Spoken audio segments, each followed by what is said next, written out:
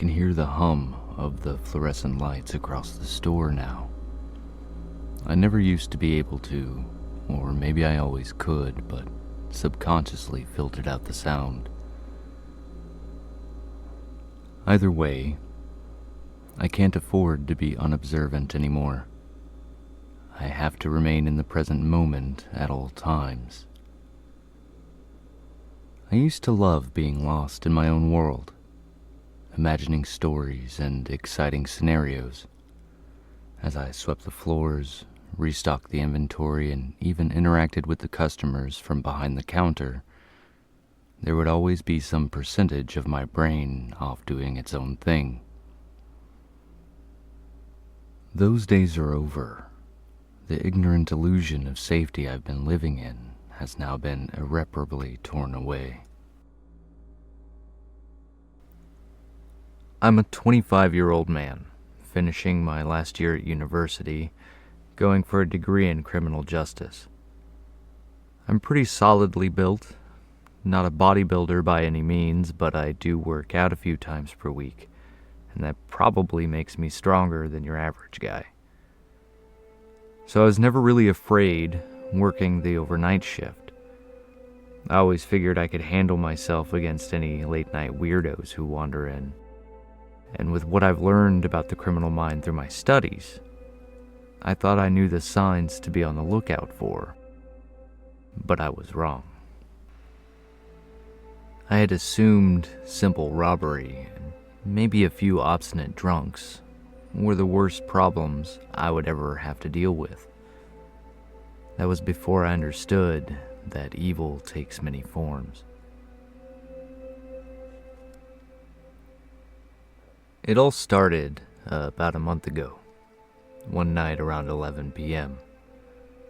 I remember the time because Charissa, my fellow store employee, had just clocked out for the night.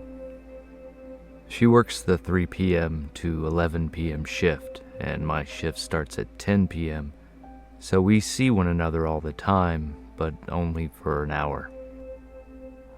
I knew she was worried about going to her car alone at night, despite all the jokes she would make about it. So each night I would walk her out to her car and try to lighten the mood. She isn't comfortable in the dark employee parking area at the far end of the lot near a thick clump of trees.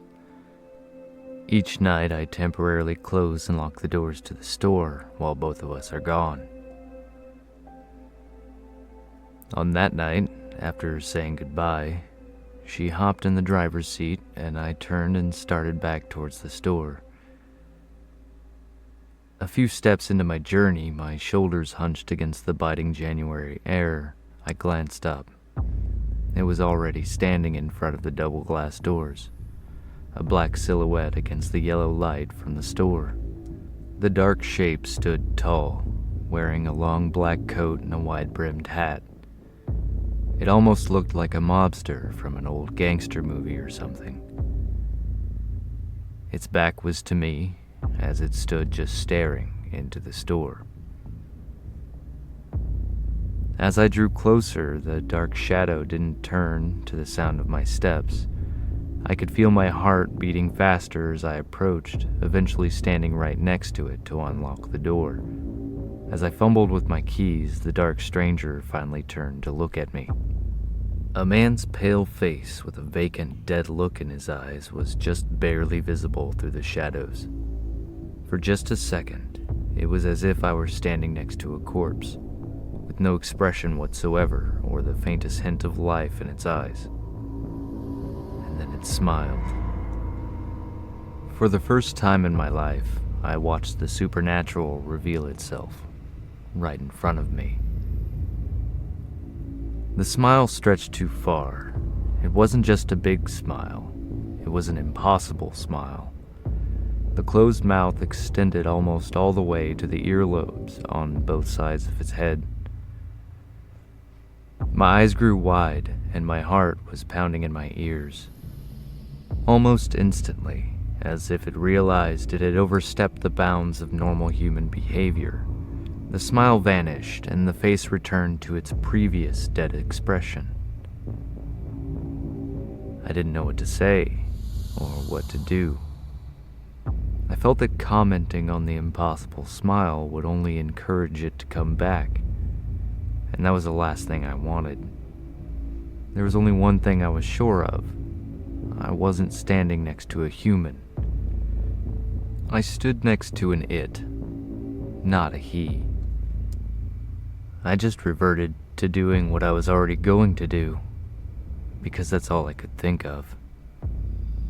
Wordlessly, I walked past him, unlocked the doors, and went inside, heading quickly to the counter at the front of the store, as if the short wall and cash register would somehow protect me from whatever was happening. When I reached the cash register and turned around, I saw the store remained empty. But the man, or thing, whatever it was, still stood outside, still looking in through the glass doors. For the longest time, it stood motionless, keeping its stare on me. I stared back, unable to move, caught completely off guard on what to do in this situation. And then it turned and walked off, back into the parking lot. I watched as it walked across the spot where Sharissa's car was usually parked, and into the thick clump of trees nearby. I continued to stand there, unable to understand what had happened, or how fear had somehow radiated from it. It wasn't just because of its disturbing appearance and freakish expressions. I had felt the fear even before I had seen its face, or the unnerving, too wide smile. And now, even after it was gone, I was afraid. For the next several hours, I anxiously looked up whenever I saw someone approaching the doors. Each time, it was just another customer, bundled up in a heavy coat and ready to make a quick, wordless purchase before heading back into the night. I didn't know what to do, or if I should tell anyone about what had happened. Would they just think I was crazy? I glanced at the security camera pointed at the front door and shook my head. The store cameras are a joke. None of them still work. They leave them up for appearance's sake so people at least think they're being recorded. But the store I work for is part of a dying brand. The money has long since dried up, as we're outperformed by the newer, bigger stores. But somehow the remaining stores limp on, eking out profits too small to spare the expense of having our security cameras repaired, which left me with no way to prove what I had seen. It wasn't until about 2 a.m. that I saw it again. I was restocking the medicine on the shelf nearest the counter, glancing over towards the doors every couple of minutes. The next time I looked, it was standing there, in front of the glass doors, just staring at me. I jumped backwards, tripping over the basket holding the new meds and falling on my butt. Bottles of pain relievers clattering and rolling all across the floor. I scrambled back to my feet as I heard the door chime. As soon as my head popped over the aisle, I saw the doors were still closed. That alone was odd because if someone entered the store, the doors usually took a few seconds to close, and I should have seen at least some movement to show they were closing. But they remained stone still, with the figure outside now gone. Was he inside the store now? I stood motionless and strained my senses for any trace of movement. For a few seconds there was nothing. Then I heard a soft slapping sound, like flesh on the tile floor, like someone was crawling around on their hands and feet. I ran behind the counter again, looking for anything I could use as a weapon. There was nothing. My best bet was to call the police, but how long would that take? the thing was here now. The slapping sounds increased in speed and intensity as I heard it crawling along the furthest parts of the store, almost as fast as a person could run standing up. I grabbed a magazine and rolled it up in my hand, while a small isolated part of my brain laughed at how utterly useless that was. It just felt better to have something in my hand, a small extension that I could keep between myself and this thing. It was a tiny comfort psychologically, even if it wasn't going to help physically.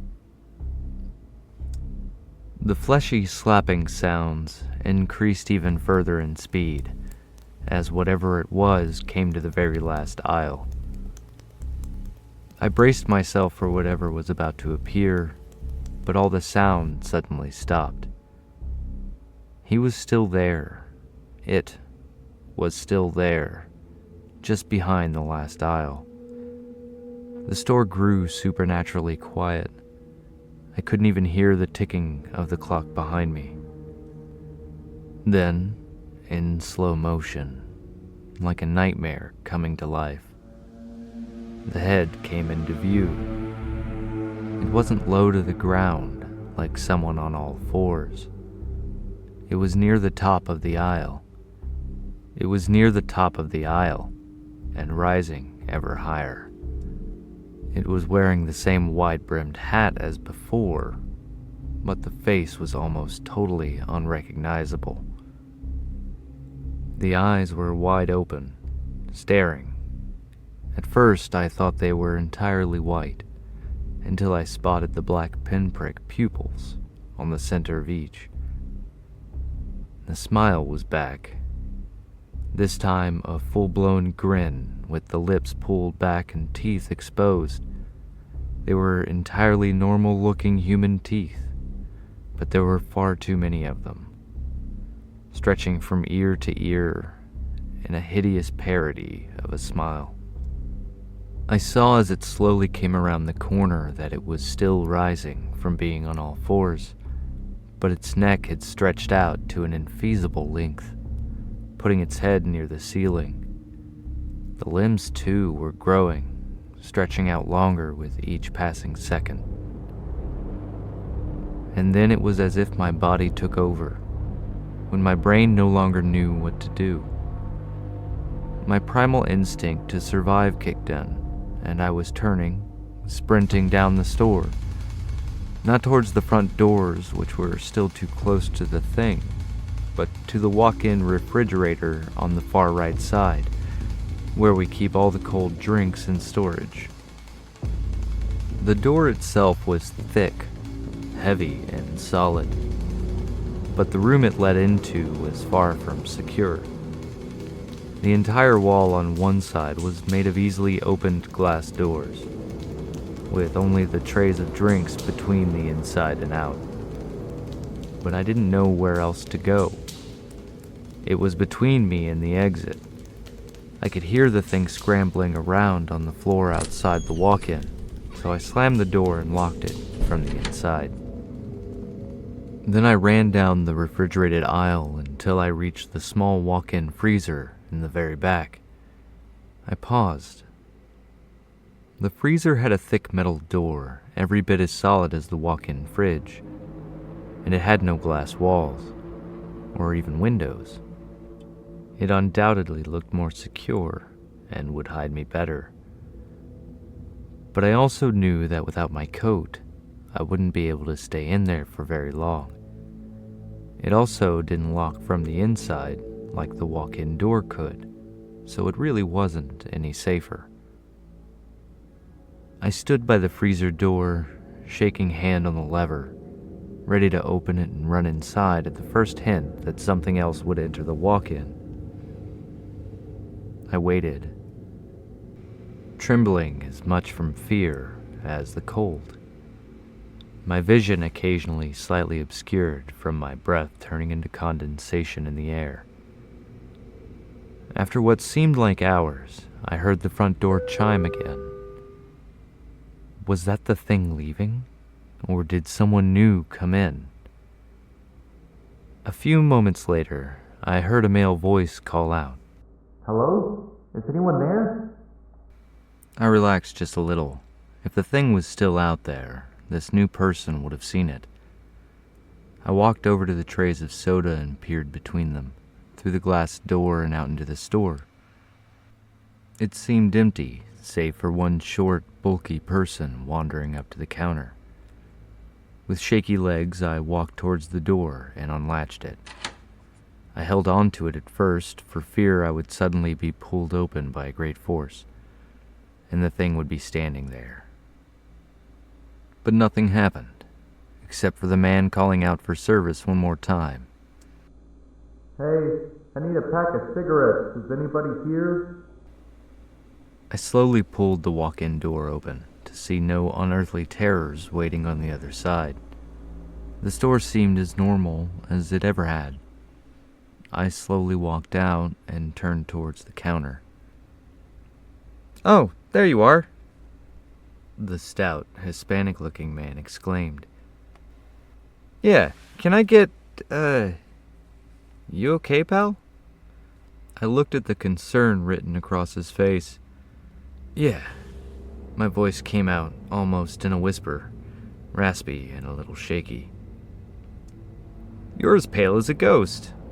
You sure you're okay?" I continued my trek to the front of the store, quietly passing him and entering behind the counter.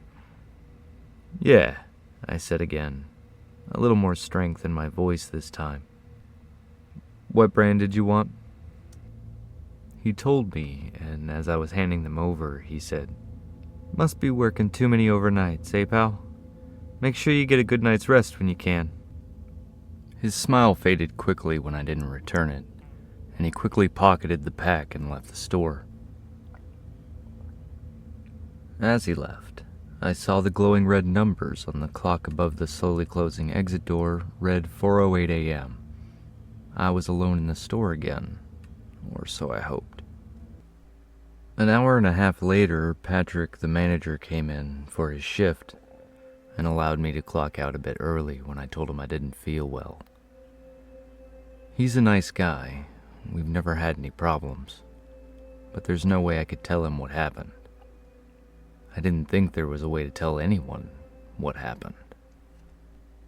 I walked out to my car, eyes darting everywhere, but I saw nothing out of the ordinary.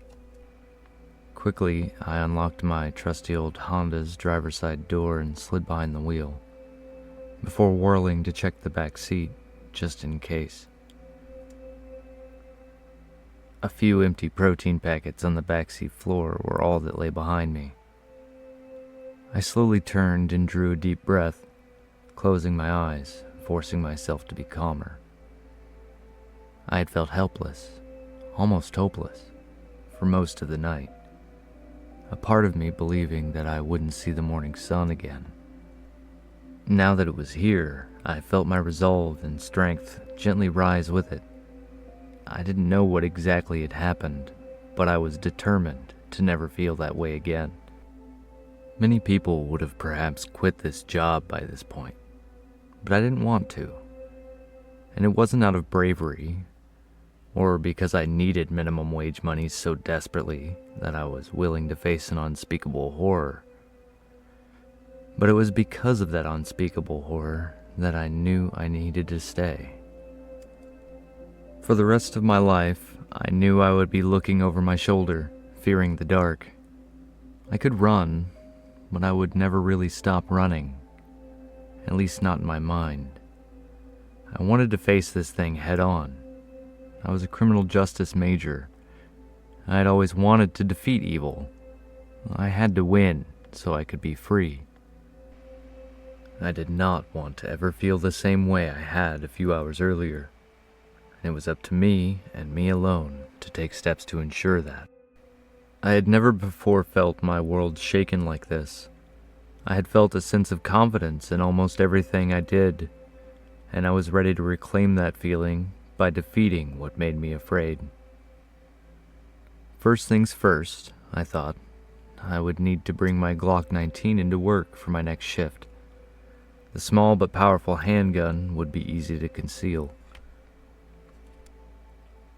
Patrick would never agree to an employee bringing a gun inside the store, but fortunately he usually isn't even working when I come in.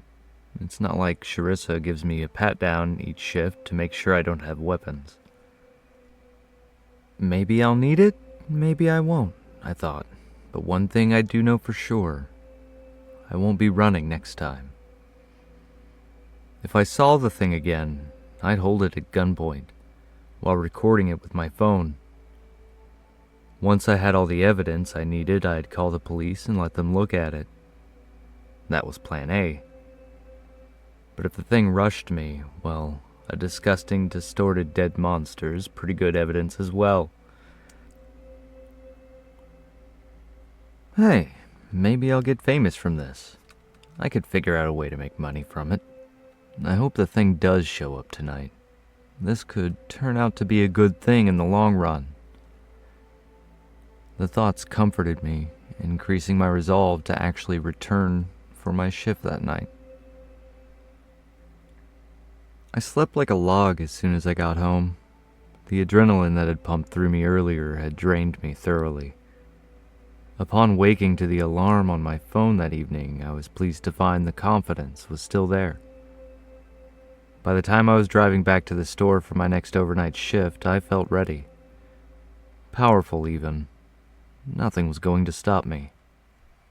But as I pulled up into the employee parking area, I felt the earlier sense of confidence and bravery drain right back out of me, as the setting of the sun seemed to take with it the same resolve and strength it had brought me that morning. My gut had turned into a cold, hollow void. I was feeling less like a warrior and very much like a scared little kid with a gun. As I got out of the car, I tucked the gun into the back of my pants and made sure my shirt covered it. As I approached the double glass doors, both of them appearing pale orange in the dying light, I realized my heart was not only pounding because of what I feared I might have to face at night, but also that I would be caught bringing a gun into the store. To my relief, Charissa was busy restocking the walk-in when I entered, so I had a few minutes before she came back out. There were no customers in the store. I went behind the counter and pulled the gun out. I hid it against the wall of the counter behind a big stack of old magazines. The rest of the hour that Charissa and I worked together, I was tense. As I feared, by some freak accident, she would discover the gun hidden beneath the counter. But as I walked her out to her car once again, I felt that uneasiness fade. It was replaced by a deeper, colder feeling, one that made my first fears seem almost childlike by comparison. The worst-case scenario of Charissa finding a gun was that she'd report me to our boss, and I'd get fired. Big deal. The worst-case scenario of everything else that was about to happen was something so terrible that I couldn't allow my mind to go there. The night plunged on into deeper darkness as it seemed fewer than normal amounts of people came into the store. The tiny sense of safety I'd hoped to derive from being with other people was overridden by my new understanding of reality. These people were all living in the same delusion of relative safety that I had been living under. A part of me longed to return to the ignorant bliss that I had only 24 hours earlier, but another part of me knew that the illusion of safety did not protect me from this thing I couldn't understand. The small trickle of customers throughout the night slowly died out, and just after midnight I was totally alone again. I listened to the now audible buzzing of the lights across the store, knowing I really needed to restock a few of the shelves, but somehow afraid to leave the counter I stood behind. It hadn't saved me before, but it just somehow felt safer to be there. And of course the gun was closer. I bent down and checked behind the stack of magazines for the 100th time, ensuring that the gun was indeed still there. I kept half expecting it to have fallen to some other area, but each time I looked, it was still in the exact same place. As I straightened, a flicker of movement caught my eye from the store windows on the right-hand side. I turned to see the same thing from the night before, walking along the outside of the store to the front doors. It was in its fully human shape at first, but I watched as it passed between each window, the neck and limbs each growing slightly longer and more distorted with each window it passed. Panicked, I reached under the counter and grabbed the gun. As I looked up again, I saw it outside the double glass doors, now on all fours, distorted and oddly bent limbs twisting and turning in all directions. The head had the same pinpoint wild-eyed stare, and the mouth was opening with the same grin. This time, with the mouth opening more. I could see now that not only did it have far too many human-like teeth, stretching from side to side, but also into the mouth, layers upon layers of molar-like teeth covered the fleshy tunnel. It suddenly let out a shriek that sounded like a woman's scream mixed with a pig's squeal. It burst through the doors and charged straight up the other aisle towards me. I raised the gun and fired, round after round, in the general direction of the creature. I'm embarrassed to say it now, but I closed my eyes the entire time. Once I had the gun aimed, I just couldn't bear to look at the thing charging me for a millisecond longer, and I squeezed my eyes shut as I pulled the trigger over and over again. I stopped when I heard the clicking of an empty chamber each time I pulled the trigger, and nothing else. I opened my eyes. The creature lay on the ground, having shifted back into its human-shaped form. But pouring out of its head, arms, and legs was a thick black smoke. It spewed the thick, almost solid mixture up into the air, where it seemed to be pulled backwards through the glass doors and up into the night sky. I stood, disbelieving, as the last of the black smoke left the human shape and vanished. The corpse of a man, or at least what looked like a man, lay on the floor, his body riddled with bullet holes, blood pooling on the floor. Uh-oh. This was not good. This was really not good. I had killed the thing that stalked me, but to absolutely anyone else it was going to look like I just murdered a customer, and I had no proof of the supernatural to show otherwise. Yet another kind of fear entered my body. This one, a panicky, guilty sort. What was I going to do? What could I do? In that moment, I resolved to do what I knew was best. Others would not understand what I did, but of course I understood, and I couldn't let the obvious confusion that others would have slow me down. The trash truck always came at 5 a.m., and they just used machines to lift the dumpsters into the truck. They never checked them, and that was the only way to dispose of the body that I could think of. I quickly wrapped the body in plastic trash bags and dragged it into the dumpster, all while fearing an approaching customer would spot me. But no one came as I dragged the body outside, or as I struggled to heave it over the side of one of the two giant metal dumpsters behind the store. I ran back inside as soon as I heaved it over, fearing a customer might arrive at any moment and ask what I was doing.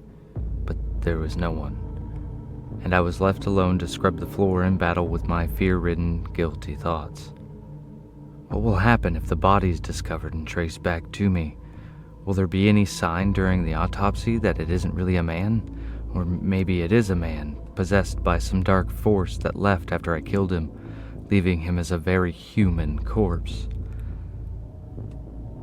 I shook my head. Whatever the case may be, I was attacked, and completely justified my actions. Whether I killed a monster in the shape of a man or an evil force able to take control and manipulate the body of a man, the fact that I had to kill it was undeniable.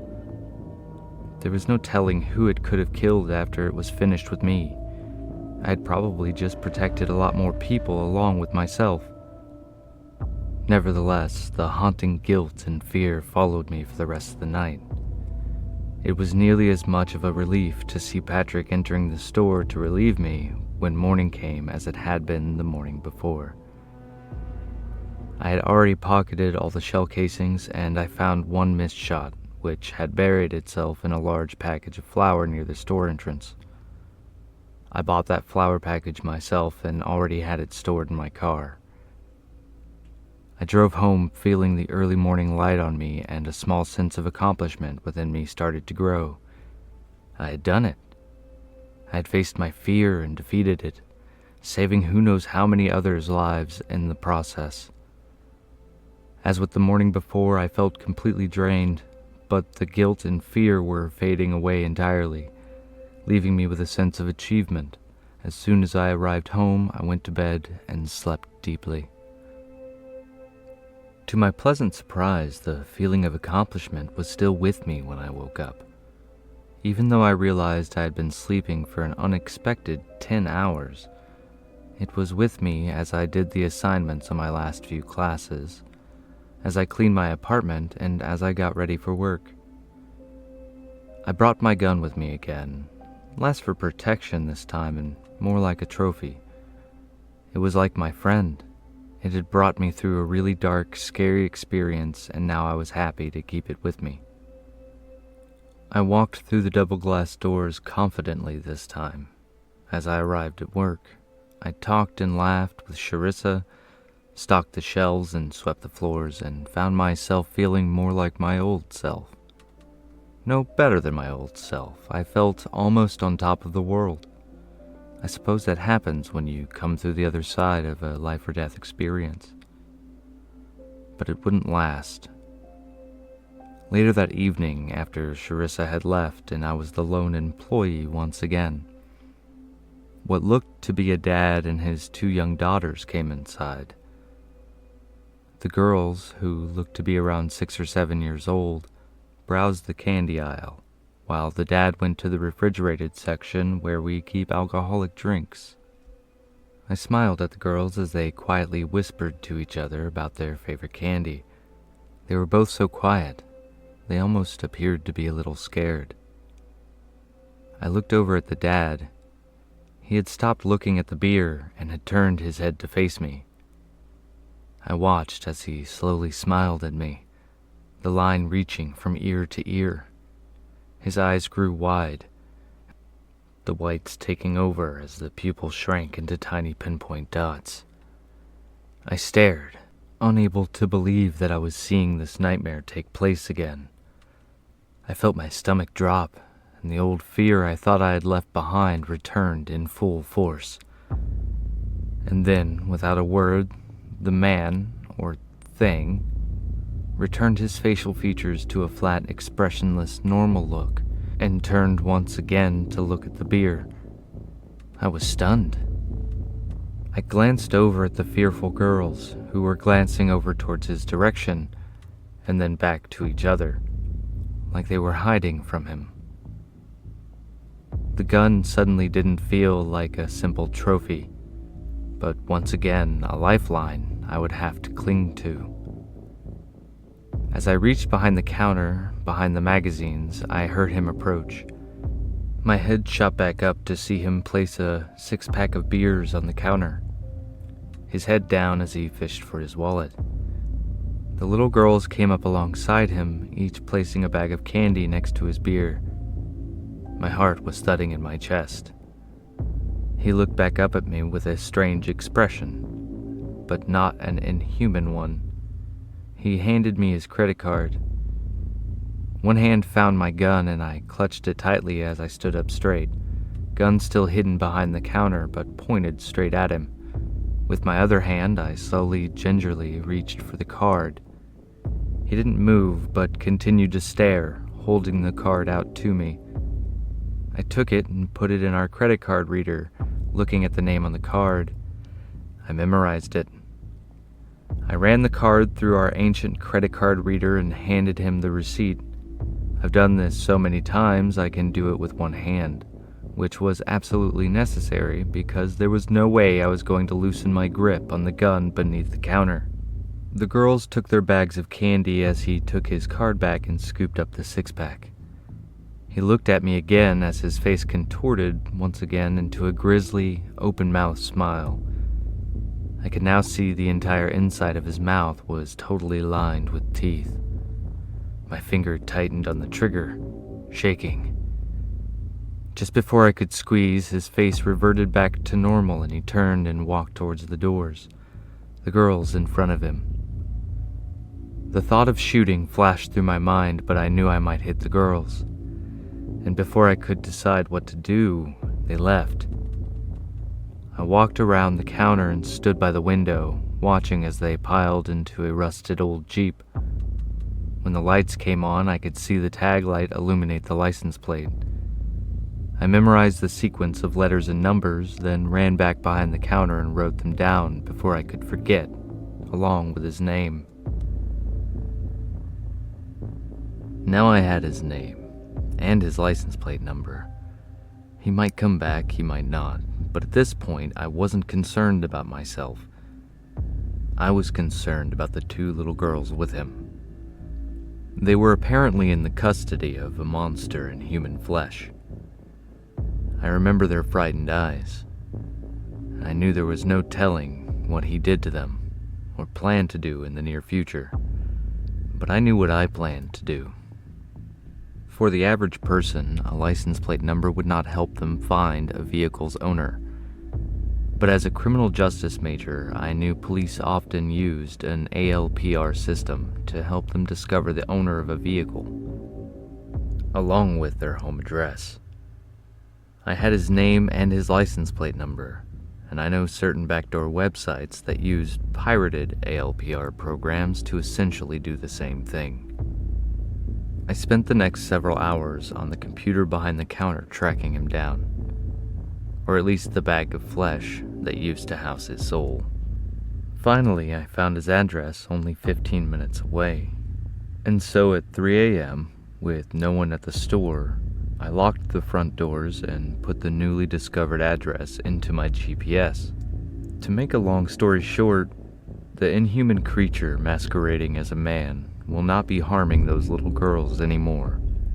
The slight fear that I had somehow killed an innocent person was relieved when the single bullet that punctured his bedroom window and his skull released a waterfall of thick, heavy black smoke. There was so much it filled the entire room and began spewing out of the tiny hole in the window. I was back at the store well before 4 a.m., my hands shaking but that feeling of triumph returning. The evil darkness that pretends to be human is still out there, I know. I see it almost every night now in the eyes of various people who enter the store. It's in the dark aura, the faint wisps of smoke I see exit the nostrils of some, the slightly too wide smiles of others who quickly hide them when they catch me staring. My eyes have been opened to the grim truth of the world, open to seeing the silent invasion of evil into normal-looking everyday people. I'm not sure who to trust anymore. Even some of the regular customers who didn't show any signs of containing evil before are displaying clear signals now. I don't know if they were previously clean and became infected, or if they were always inhuman creatures and I've only just gotten better at noticing. So, I've done everything I can to make sure my senses stay sharp. I stopped eating junk food that only slows me down. Stopped watching TV that dulls my senses. I've also stopped taking the so-called medicine that's supposed to treat me for a disease I don't have. If your senses have been sharpened, if you're more alert and awake than ever before because you stopped taking a pill, then you can bet that pill was made by one of them. I don't have paranoid schizophrenia. I never did. What I have, what I've always had, is a gift. And 10 years ago, a doctor whose insides were filled with black smoke prescribed me a drug to keep me docile, dull, and compliant. But no more. I've decided to write all this down and release it for 2 reasons. Firstly, if you're human, I want you to know that there is someone out here fighting for you. Fighting for all humanity. I want you to know the truth of the world and what we should all be fighting against. I want you to know the signs to look out for. The other reason is for you creatures. You demons wearing human flesh.